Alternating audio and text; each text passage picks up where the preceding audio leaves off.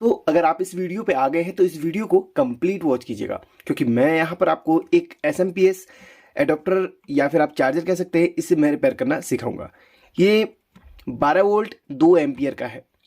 अगर आपके पास कोई सा भी, भले वो 12 वोल्ट का हो, भले वो 5 वोल्ट का हो, या फिर किसी भी एम्पियर पे हो, अगर चार्जर या फिर एडाप्टर या फिर कोई भी एसएमपीएस रिपेयरिंग के लिए आता है तो एक बार इस वीडियो को कंप्लीट वॉच कर दीजिएगा। यहाँ पर मैं आपको टोटल फॉल्ट के बारे में यहाँ पर बता दूंगा। यहाँ पर जो फॉल्ट है सबसे पहले वही आपको दिखा दूं, उसके बाद मैं इस वीडियो को आगे करूँगा। मैंने यहाँ पर इसको 20 वोल्ट पे सेट कर लिया है और इसकी जो आउटपुट में पिन लगी हुई है वहाँ पर मैं आपको इसका आउटपुट दिखाना चाहूँगा। ये इसका आउटपुट है, आप ध्यान से देखिएगा। बीच का इसका ये प्लस का होता है इसके अंदर और ये माइनस का होता है। आप मल्टीमीटर के डिस्प्ले को आप ध्यान से देखिएगा, क्या आपको इसका आउटपुट स्टेबल लग रहा है? नहीं लग रहा है ना। असल में 12 वोल्ट का एक एडाप्टर है और यहाँ पर आपको 12 वोल्ट एक्यूरेट नहीं दिख रही होगी। 10-11 10-11 up down up down up down हो रही है, यानी कि वोल्टेज इसमें से काफ़ी ड्रॉप हो रही है। यहाँ पर तो उतनी ड्रॉप नहीं हो रही है, लेकिन इससे मैं कुछ भी चीज़ चलाऊं या फिर इसमें कुछ भी लोड डालूं तो आप यहाँ पर ये जो एलईडी है ना, ये देखिएगा। मैंने इसे एक एम्पलीफायर को चला दिया है और एम्पलीफायर यहाँ पर देखिए चल रहा है, बंद हो जा रहा है, चल रहा है, बंद हो जा रहा है। और वहीं पर आप चार्जर को देखिएगा, इसका एलईडी ब्लिंक हो रहा है, यानी कि इसके लोड को नहीं उठा पा रहा है। देखिएगा, नहीं उठा पा रहा है। बस यही इसमें प्रॉब्लम आ रही है, इसके लोड को यह नहीं उठा पा रहा है। अगर आपके साथ भी ये प्रॉब्लम आती है तो इस वीडियो को एक बार देख लेना, यहाँ पर आपका सॉल्यूशन मिल जाएगा। और इसके साथ साथ मैं अदर फॉल्ट्स का भी यहाँ पर पूरा डिटेल से बता दूंगा। तो चलिए वीडियो को स्टार्ट करते हैं। पर मैंने इस एडाप्टर को खोल लिया है। चलिए एक चीज़ और मैं आपको बता दूं, क्योंकि यहाँ पर हो सकता है काफ़ी लोग एडाप्टर को इस तरीके से खोलने में थोड़ा सा यहाँ पर तोड़ फोड़ करें या फिर थोड़ा सा कंफ्यूज हो जाए, तो उन्हें भी मैं बता देता हूँ इसको किस तरीके से खोला जाएगा। यहाँ पर आपको एक स्टिकर लगा हुआ दिख रहा होगा, तो यहाँ पर एक बार ध्यान से इस तरीके से दबा के देखिएगा, क्योंकि काफ़ी बार होता है ना यहाँ पर इस स्टिकर के नीचे कुछ स्क्रू वगैरह होते हैं, तो उनको एक बार ध्यान से इसका इंस्पेक्शन करके देख लिया। अगर स्टिकर निकाल के भी देख सकते हैं, इसके अंदर कोई स्क्रू हो तो कोई तो स्क्रू के माध्यम से खुल जाता है, कोई कोई ऐसे होता है लॉक सिस्टम यहाँ पर दिया रहता है। कॉर्नर में आपको दिख रहा होगा ना, लॉक यहाँ पर दिया था, तो लॉक इसमें था तो मैंने लॉक को हटा के इसको ओपन कर दिया है। ध्यान से खोलना है, तोड़ना फोड़ना नहीं है। अब आप इस एडाप्टर को बाहर निकाल लीजिएगा, इस तरीके से पूरा सर्किट इसका इस तरीके से बाहर निकल जाता है। देखिएगा, ध्यान से आपने इसको बाहर निकालना है। चलिए अब इसमें कार्रवाई शुरू करते हैं।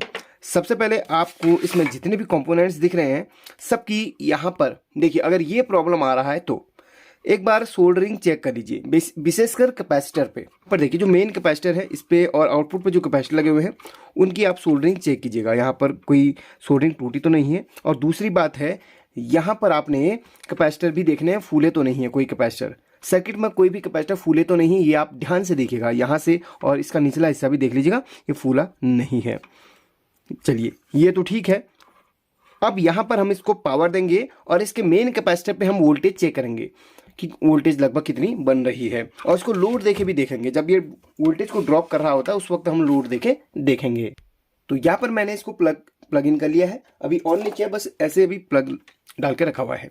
अब यहाँ पर हमें करना क्या है, सबसे पहले जो कैपेसिटर है इसके नीचे जो इसके 2 पॉइंट्स हैं इस पे वोल्टेज आपने चेक करनी है। और वोल्टेज किस में चेक करनी है? डीसी में। और डीसी इसको 1000 पे रखना है, क्योंकि यहाँ पर हाई वोल्ट आती है, यानी कि 350-400 के समथिंग यहाँ पर वोल्टेज मिलता है। तो एक मेन कैपेसिटर पे और एक इसके एसएमपीएस के बाद में जहाँ से हमारा आउटपुट हो रहा है, इन दोनों कैपेसिटर पे वोल्टेज चेक करनी है। देखिए एक चीज़ मैं आपको बताना चाहूँगा, जो यहाँ पर कैपेसिटर लगाया है यहाँ पर हाई वोल्टेज आएगी, इसलिए हम मल्टीमीटर को 1000 पे रखेंगे। और यहाँ पर आपको लगभग 20 की रेंज में भी आप चेक कर सकते हैं। तो सबसे पहले यही हमने चेक करना है। तो मेन कैपेसिटर के 2 पॉइंट्स ये हैं और इसको मैंने 1000 वोल्ट पे रख लिया। चलिए मैं इसके प्लग को लगा के इसकी वोल्टेज चेक करवाता हूँ। देखिएगा, अब यहाँ पर इसकी वोल्टेज हम चेक करेंगे। ये 2 कैपेसिटर की पॉइंट्स हैं और डीसी में चेक करना है, याद रखिए डीसी पे। एक स्टेबल वोल्टेज हमें यहाँ पर मिल रहा है, लगभग 274-75 लगभग ठीक है। अब यहाँ पर हम जो आउटपुट में कैपेसिटर लगे हैं उस पर भी वोल्टेज चेक करेंगे। चलिए इसको हम 20 की रेंज पे सेट करते हैं और आउटपुट यहाँ पर 2 पॉइंट्स हैं, पहले उन्हीं पे आपको दिखा देता हूँ। और कैपेसिटर इसमें पैरेलल पे ही लगे रहते हैं। तो देखिए लोड पे है, अभी ये सामने आप देख रहे हैं, ये एम्पलीफायर के साथ अटैच मैंने किया हुआ है। देखिए और लोड पे है, और लोड पे आपको यहाँ पर दिख रहा होगा वोल्टेज कितनी मिल रही है, कितना मतलब ये ड्रॉप कर रही है, देखिएगा कितना ज़्यादा ये वोल्टेज ड्रॉप कर रही है। देखिए, ये देखिएगा। चलिए अब यहाँ पर मैं इसको प्लग से निकाल लेता हूँ और यहाँ पर एक बार मैं आपको एलईडी भी दिखाना चाहूँगा। देखिए, ये देखिए कितना ड्रॉप यह वोल्टेज कर रही है और एलईडी आपको ब्लिंक करते हुए दिख रही होगी। चलिए इसको मैं प्लग आउट कर लेता हूँ। पहले इस फॉल्ट का मैं सॉल्यूशन कर दूं, उसके बाद मैं आपको अदर फॉल्ट्स के बारे में भी यहाँ पर बता दूंगा। बहुत ही तसल्ली से बताऊंगा, आप बिल्कुल भी टेंशन मत लीजिए। और यहाँ पर जो मेन कैपेसिटर है उसको आप शॉर्ट कर लीजिएगा। मेन कैपेसिटर में आपका कुछ ना कुछ वहाँ पर वोल्टेज स्टोर रहता है, इसलिए वहाँ पर उसको शॉर्ट ज़रूर करना है। अब शॉर्ट कर लिया है, अब एक काम पहले आप कर लीजिएगा, मेन कैपेसिटर को चेंज करके देख लीजिएगा। मेन कैपेसिटर अगर चेंज करके भी ये समस्या आ रही है तो फिर आपने आउटपुट के कैपेसिटर चेंज कर लेने हैं। ठीक है, मेन कैपेसिटर की जो वैल्यू रहती है, आपको इस वाले में कौन सा वैल्यू का है, 22 माइक्रोफैरड और 400 वोल्ट। चलिए 22 माइक्रोफैरड और 400 वोल्ट का यहाँ पर कैपेसिटर लगा है। अगर आपके पास 22 माइक्रोफैरड या फिर 400 वोल्ट का नहीं है तो आप 450 या फिर 500 वोल्ट का इसमें लगा लीजिए, और 22 की जगह आप 47 या फिर उससे ऊपर का भी लगा लीजिएगा। थोड़ा बहुत ऊपर नीचे चलता है। माइक्रोफैरड सिर्फ वोल्टेज को स्टोर करने के लिए होता है, बाकी इसमें कोई भी इसमें इशू नहीं है। चलिए इसको मैं निकाल के यहाँ पर पहले इसको टेस्ट भी करूँगा और साथ में यहाँ पर इसमें दूसरा वाला कैपेसिटर भी लगाऊंगा। एक काम और हो सकता है, इस कैपेसिटर की वैल्यू, कल मैंने कैपेसिटर की वैल्यू टेस्ट करने के लिए एक मल्टीमीटर को परचेज किया था, उस वीडियो को जरूर देख लेना, उससे भी आप कैपेसिटर की टेस्टिंग कर सकते हैं। तो चलिए इस कैपेसिटर को उसी माध्यम से टेस्ट करते हैं। तक हमारा सोल्डरिंग आयरन गर्म होता है, तब तक मैं आपको एक छोटी सी जानकारी यहाँ पर देना चाहूँगा। आउटपुट के पास में जो यहाँ पर देख रहे हैं 2 कैपेसिटर लगे हुए हैं, 16 वोल्ट 1000 माइक्रोफैरड के, दोनों आपस में पैरेलल पे अटैच्ड हैं, यानी कि दोनों के प्लस प्लस और माइनस माइनस एक साथ जुड़े हुए हैं, यानी कि डबल कैपेसिटर को यहाँ पर लगाया गया है। अगर एक खराब भी होता है तो दूसरे से यहाँ पर लोड मेंटेन रहेगा, इसलिए ठीक काम किया है इन्होंने। जेब्रोनिक्स कंपनी का एडाप्टर है, ये देखिए एक का प्लस यहाँ पर, एक का प्लस यहाँ पर। ये देखिए दोनों के प्लस प्लस की लेग एक ट्रैक में ही है और माइनस माइनस की लेग एक ही ट्रैक में है, नो प्रॉब्लम। अभी जो मेरे को शक है जो मेन कैपेसिटर पे ही है, पहले हम उसी को हम चेक करेंगे। जब तक हमारा सोल्डरिंग आयरन गर्म होता है, और भी मैं आपको यहाँ पर बताना चाहूँगा इसके जो मेन फॉल्ट आते हैं। देखिए अगर आपका ये SMPS या फिर आपका जो अडेप्टर है बिल्कुल डेड कंडीशन में है और आउटपुट में कुछ भी नहीं आ रहा है, तो एक काम कीजिए, सबसे पहले यहाँ पर एक फ्यूज लगा हुआ है और NTC लगा हुआ है, इसे ज़रूर चेक कीजिएगा। चलिए आपको मैं दिखा देता हूँ। अभी हमारा सोल्डरिंग आयरन गर्म होने के लिए रखा हुआ है, तो तब तक ये फॉल्ट भी आपको मैं बता देता हूँ। अगर आपने वीडियो स्किप किया होगा तो आपको बिल्कुल समझ में नहीं आ रहा होगा, आप थोड़ा सा बैक करके और देख सकते हैं। ये NTC है। सबसे पहले यहाँ पर 1 और 2, ये ऊपर की पिन अर्थिंग की होती है और 1 और 2 पिन यहाँ पर फेज न्यूट्रल यहाँ से आ रहा है, फेज और न्यूट्रल। तो ये जो है यहाँ से यहाँ तक एक फ्यूज लगा हुआ है और उसके बाद यहाँ पर NTC लगा हुआ है। फ्यूज और NTC यहाँ पर डबल प्रोटेक्शन यहाँ पर दिया गया है, यानी कि जेब्रोनिक्स कंपनी बहुत अच्छी है और वहाँ पर भी आपको डबल प्रोटेक्शन मिल रहा है। सबसे पहले आप फ्यूज को चेक कीजिए। अगर आपका चार्जर डेड है तो फ्यूज को चेक करना है। फ्यूज बिल्कुल सही वैल्यू बता रहा है तो ठीक है, नहीं बता रहा तो फ्यूज को आपने रिप्लेस कर लेना है। इसमें आप यहाँ पर अगर ये वाला फ्यूज नहीं है तो रेजिस्टेंस लगा लीजिए। फ्यूजेबल रेजिस्टेंस आती है जो LED बल्ब के अंदर होती है ना, वो वाली फ्यूजेबल रेजिस्टेंस लगा लीजिए। लगभग वो आपको 10, 20, 30, 40 ओम्स की यहाँ पर डाल देनी है फ्यूजेबल रेजिस्टेंस। ठीक है, अगर ये फ्यूज उड़ा हुआ है तो उसके बाद NTC को चेक कीजिए। NTC भी सीरीज में लगा हुआ रहता है और इसकी NTC की जो वैल्यू होती है आपको यहाँ पर मैं दिखाना चाहूँगा। इस तरीके से बीप मल्टीमीटर मारेगा कंटिन्यूटी मोड पे और NTC की जो वैल्यू होती है 4, 5, 6 ओम्स आपको यहाँ पर दिखाई देगी। NTC एक थर्मिस्टर है, अगर ये हीट होता है तो यहाँ पर इसका रेजिस्टेंस थोड़ा सा घट जाएगा। NTC में क्या होता है कि एक ऐसा थर्मिस्टर होता है सर्किट में, अगर थोड़ा सा प्रॉब्लम आए, अगर ये क्या होता है ना थोड़ा सा हीट करने लगे तो इसकी रेजिस्टेंस कम होने लगती है। नेगेटिव टेम्परेचर कोएफिशिएंट इसका पूरा नाम होता है NTC। ये सर्किट में सीरीज में लगाया जाता है एज ए प्रोटेक्शन। ये वैसे थर्मिस्टर की कैटेगरी में आता है, यानी कि ये थर्मोस्टेट या फिर थर्मिस्टर कैटेगरी आप इसे कह सकते हैं। तो यहाँ पर अगर ये हीट होगा तो इसका रेजिस्टेंस कम होगा, अगर ये ठंडा करोगे तो इसका रेजिस्टेंस बढ़ेगा। अभी देखिएगा, मैं यहाँ पर आपको दिखाना चाहूँगा। सबसे पहले इसका नॉर्मल आपको यहाँ पर रीडिंग दिखाता हूँ, 4 या 5 के समथिंग आ रहा है, और हीट करूँगा इसका रेजिस्टेंस घटने लगेगा। देखिएगा, देखिए लाइटर की मदद से मैंने इसको हीट कर लिया है और इसका रेजिस्टेंस आप देख सकते हैं। अभी नॉर्मल में 4 या 5 था, अभी कितना होगा यहाँ पर आप देख सकते हैं, 2 हो गया। ठीक है, 1 या 2 हो गया। अभी थोड़ा सा ठंडा होगा तो इसका रेजिस्टेंस फिर से नॉर्मल पे आ जाएगा, 4-5 ओम्स पे आ जाएगा। तो इस तरीके से काम करता है। अगर ये ठंडा होगा तो इसका रेजिस्टेंस बढ़ने का। चलिए इसमें थोड़ा सा ठंडा कर लेता हूँ। ऐसे ठंडा नहीं होगा, मुझे यहाँ पर थोड़ा सा कुछ और चीज़ इस्तेमाल करनी पड़ेगी। इस पर एक डिटेल वीडियो मैंने बनाई है, उसको ज़रूर देख लेना, उसको आपको सजेस्ट जरूर करना चाहूँगा NTC पर। अब इसको मैंने ठंडा कर लिया है, तो आप यहाँ पर इसका टेम्परेचर ये वैल्यू देख सकते हैं, 5 या 6 के समथिंग फिर से पहुँच गया। इसका नॉर्मल टेम्परेचर है। उसका और ठंडा करूँगा तो इसका जो रजिस्टेंस है बढ़ता जाएगा। तो सर्किट में NTC को और फ्यूज इसमें लगा हुआ है, इसको दोनों को आपने इस तरीके से चेक कर लेना है। NTC लगभग यही आपको बीप सुनाई देगी NTC पर और फ्यूज पर इस तरीके से। NTC पे और फ्यूज पे आपको इस तरीके से अगर रीडिंग या फिर बीप सुनाई दे तो दोनों चीज़ सही है। फिर आगे चलिएगा और ट्रैक को फॉलो कीजिएगा। ट्रैक को फॉलो करने पर कहीं पे ट्रैक जला तो नहीं है, ये आप ज़रूर देख लेना।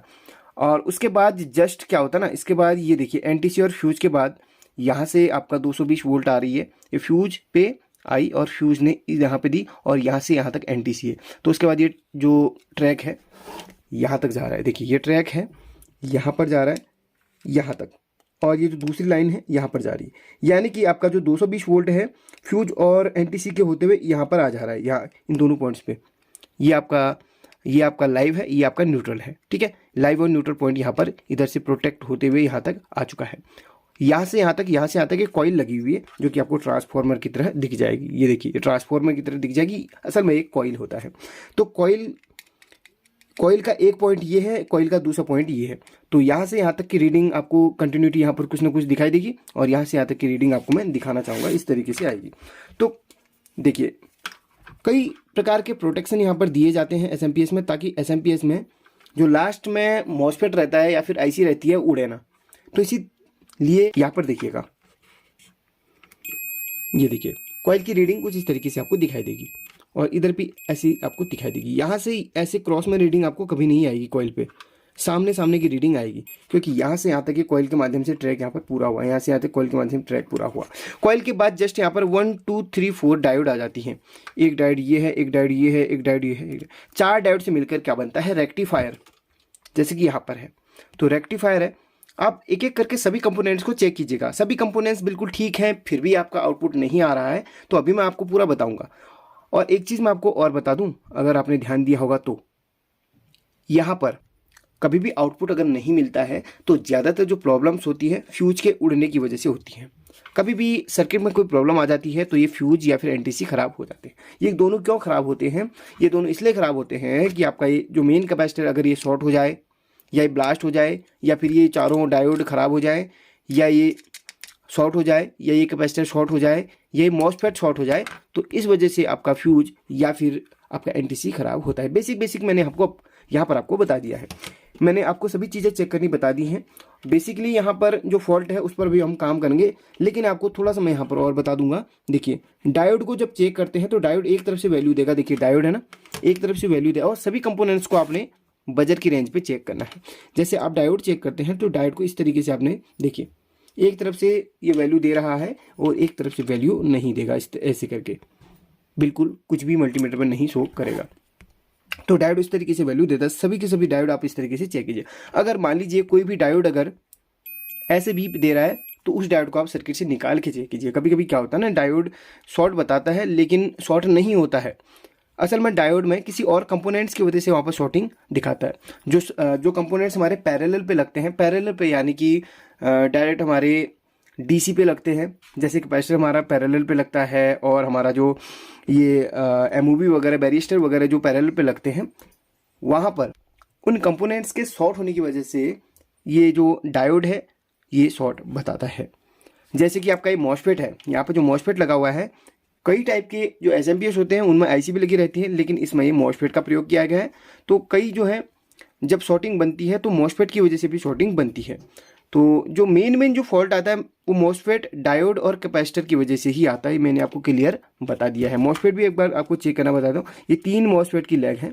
कौन सी ये 1 2 3, ये 3 मॉसफेट की लेग है। जब भी आप मॉसफेट चेक करें तो मॉसफेट में क्या होता है ना, कभी भी आपको शॉर्टिंग नहीं आनी चाहिए। देखिए किसी भी 2 लेग में आपस में, देखिए मॉसफेट की तीनों लेग आपस में बिल्कुल अलग अलग होती हैं उनमें कोई भी शॉर्टिंग वगैरह आपको वहाँ पर नहीं आनी चाहिए। मैं आपको वैसे बता दिया है, अगर आपके साथ भी प्रॉब्लम आता है या फिर डेड का प्रॉब्लम आता है तो मॉसफेट, कैपेसिटर और डायोड को आप एक बार चेक कर लेना, आपका प्रॉब्लम का सॉल्यूशन हो जाएगा। उसके बाद कोई भी कंपोनेंट अगर शॉर्ट होता है, ख़राब होता है, तो उस पर नया कंपोनेंट डाल दीजिए और फ्यूज को डाल दीजिए, उसके बाद चला लीजिए। एक बार सीरीज में चला के देखिएगा, आपका प्रॉब्लम का सॉल्यूशन हो जाएगा। अब बात करते हैं जो मेन फॉल्ट अभी हमारा है उस पर। इस कैपेसिटर को निकाल के अब हम यहाँ पर इसका वैल्यू चेक करेंगे या फिर उसकी जगह पर हम दूसरा कैपेसिटर लगा के देख लेंगे। तो चलिए, इस कैपेसिटर को फाइनली हमने इस सर्किट से निकाल लिया है। एक बार इसको हम शॉर्ट कर लेंगे, चार्ज वार्ज तो नहीं है। अब इस कैपेसिटर को हम चेक करेंगे। ये मल्टीमीटर कैपेसिटर को टेस्ट भी करता है। यहाँ पर आप इसके स्क्रीन पे देख सकते हैं या फिर इसके डिस्प्ले पे देख सकते हैं 0 है, और यहाँ पर कॉमन और कैपेसिटर वाली मोड पे इसको रखा है, और मैक्सिमम 200 यहाँ पर माइक्रोफेरेड पे रखा है। और ये कैपेसिटर हमारा 22 माइक्रोफेरेड का है। तो माइनस पे माइनस और प्लस पे प्लस हम लगा के देख लेते हैं कितने माइक्रोफेरेड या स्टोरेज की बता रहा है। 21.2 या 3, यानी कि ये कैपेसिटर बिल्कुल सही है। 22 माइक्रोफेरेड का है तो 21 भी बता रहा, कोई प्रॉब्लम नहीं है। तो ये हमारा कैपेसिटर बिल्कुल सही है। फिर भी यहाँ पर सर्किट में प्रॉब्लम किस वजह से हो रही है, एक काम करते हैं। अभी हम इस सर्किट पे 22 माइक्रोफेरेड के कैपेसिटर लगाने के बजाय इसमें हम 47 माइक्रोफेरेड का कैपेसिटर एक बार लगा के देख लेते हैं। कभी कभी आप कैपेसिटर को रिप्लेस कर लीजिए, उससे भी आपका प्रॉब्लम का सॉल्यूशन हो जाता है। यहाँ पर ये 47 माइक्रोफेरेड और 450 वोल्ट का जो कैपेसिटर हमारे पास है, चलिए इसको हम डाल के देख लेते हैं। ये माइनस है, ये प्लस। माइनस की जगह पे इस तरीके का डिजाइन आपको मिलता है और प्लस की जगह पे ऐसा, और माइनस यहाँ पर ये माइनस लिखा ना, ये माइनस की लेग है और ये प्लस की लेग। तो ये जो माइनस लिखा है डिजाइन वाली एरिया पे, और इसको हम इस तरह की एरिया पे डाल के इस तरीके से एक बार इसको हम लगा लेते हैं। उसके बाद चेक करेंगे। देखिए यहाँ पर अलग अलग होल्स दिए रहते हैं। अगर आपके पास अलग शेप का या फिर अलग टाइप का कैपेसिटर है तो यहाँ पर आप उसमें लगा सकते हैं। इसमें पूरे ऑप्शन दिए रहते हैं कंपनी के द्वारा। चलिए एक बार हम इस कैपेसिटर को लगा के भी चेक कर लेते हैं। चलिए मैं जल्दी से इसे सोल्डरिंग मार देता हूँ। चलिए सोल्डरिंग भी लगभग हो चुका है हमारा। अब हम इस कैपेसिटर के साथ हम चेक करेंगे। अगर फिर भी कोई प्रॉब्लम आती है या फिर लोड को नहीं उठा पाता है, फिर हम आउटपुट के कैपेसिटर को देखेंगे। चलिए अब हम एक बार इस कैपेसिटर के साथ चेक करते हैं। तो चलिए ऑन करते हैं। अभी भी ये लोड को नहीं ले पा रहा है। देखिए एलईडी ब्लिंक कर रही है और amplifier bar bar on off on off on off on off हो रहा है। देखिए सामने डिस्प्ले पे देखिए ऑन ऑफ हो रहा है। तो अभी हम इसके दूसरे फॉल्ट की तरफ चलेंगे। अब हम इसके आउटपुट के कैपेसिटर को उसी तरीके से चेंज करके देखेंगे। तो यहाँ पर मैंने एक कैपेसिटर भी चेंज करके देख लिए हैं, दोनों सही थे। अब उसकी जगह पर मैंने दूसरा लगा लिया है, वही 16 वोल्ट का 1000 माइक्रोफेरेड का। अब यहाँ पर कैपेसिटर भी चेंज कर दिए हैं, सब कुछ मैंने देख लिया है। बस लास्ट एक चीज़ और मैं आपको बताना चाहूँगा, कभी कभी फॉल्ट इस डायोड से भी निकल जाता है। इस डायोड को भी आप में एक बार चेंज करके देख लेना है। ये डीसी डायोड है।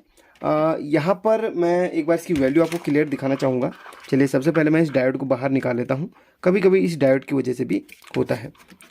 तो चलिए पहले इस डायोड को मैं बाहर निकालूँ, उसके बाद मैं आपको दिखाऊँगा। इसकी वैल्यू है SR360।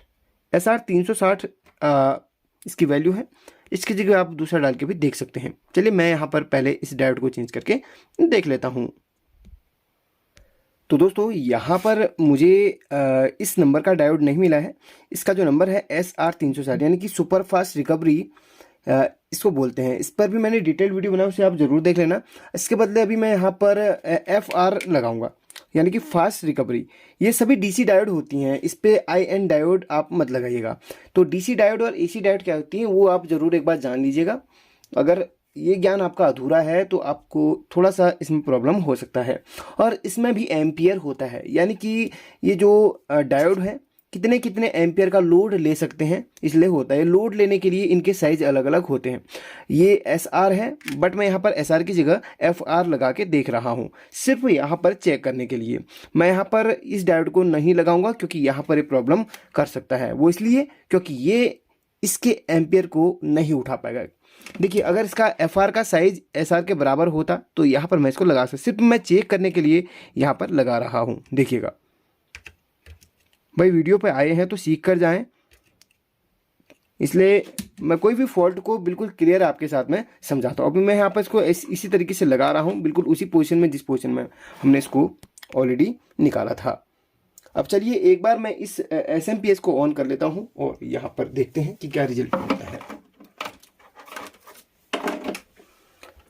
देखिएगा फाइनली हमारा SMPS ऑन हो चुका है। अब लाइट ब्लिंक नहीं कर रही है और मैं जो एम्पलीफायर को यहाँ पर पहले चलाया था और सामने आप देख सकते हैं एम्पलीफायर चल रहा है, इसकी डिस्प्ले आप देख सकते हैं। और आउटपुट में चलिए इसको अनप्लग करता हूँ और इसके आउटपुट में ये आपको मैं दिखाना चाहूँगा। देखिए सबसे पहले कैमरा को ऊपर कर लेता हूँ। काफ़ी लोग बोलते हैं सर आपने सिर्फ प्लग ही प्लग दिखाया, देख सकते हैं पूरा क्लियर आपको दिखा रहा हूँ। देखिएगा अब शायद आपको मल्टीमीटर और इसकी बाकी वायर्स वगैरह सब कुछ दिख रही होंगी, वरना काफ़ी लोग बोलते कि सर आप पूरा नहीं दिखाए, आधा आधा करके दिखाए हैं।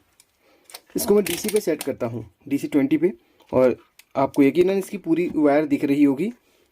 देखिए अब मैं इसकी वोल्टेज को चेक करना चाहूँगा, बिल्कुल आपके सामने क्लियर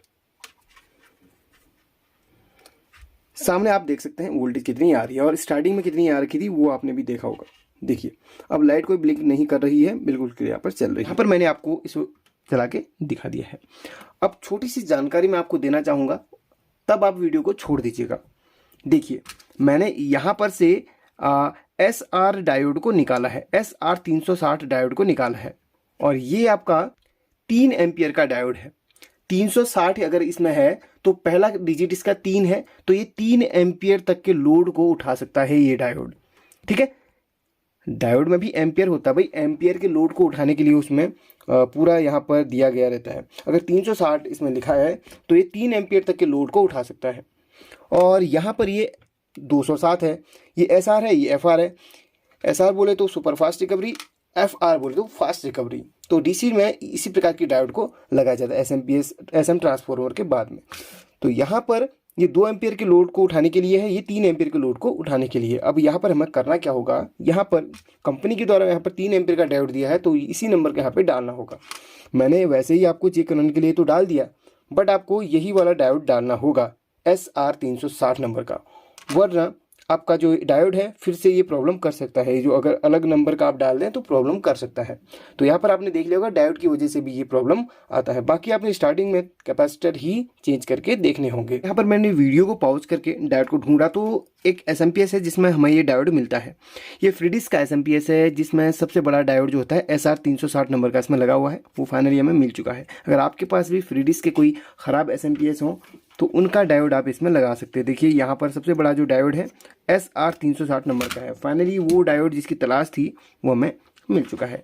तो चलिए अब इस डायोड को हम डाल लेते हैं, उसके बाद फाइनली आपको मैं चेक करवा के दिखा दूंगा। चलिए 1 मिनट आपको एक चीज़ और दिखाना चाहूँगा। यहाँ पर देखिए दोनों डायोड हमारे पास में है, ये अभी जो हमारे सर्किट से हमने निकाला था और ये जो है ख़राब डायोड जो यहाँ से हमने निकाला था। अब दोनों का आपको मैं वैल्यू दिखाता हूँ। है दोनों SR 360 नंबर के, लेकिन दोनों की वैल्यू आपको मैं दिखाना चाहूँगा। देखिए जो हमारा ख़राब डायोड है उसका रेजिस्टेंस कितना आ रहा है 238-39 के समथिंग, और जो सही डायोड है उसकी वैल्यू आपको दिखाऊंगा। देखिए उसकी जो वैल्यू है 135-36 के समथिंग आ रही है। कितना अंतर है, यानी कि आप मान सकते हैं 120 ओम से ज़्यादा का इसमें अंतर आ रहा है। काफ़ी इसमें अंतर आ रहा है। तो यहाँ पर ये डायोड हमारी थोड़ा सा वीक हो चुकी है। चलिए अब हम इस वाली डायोड को लगाएंगे जो अभी हमने सर्किट से निकाली थी, बिल्कुल सही डायोड को। तो उस डायोड को लगा के आपको मैं सबसे पहले यही चेक करवाऊंगा। चलिए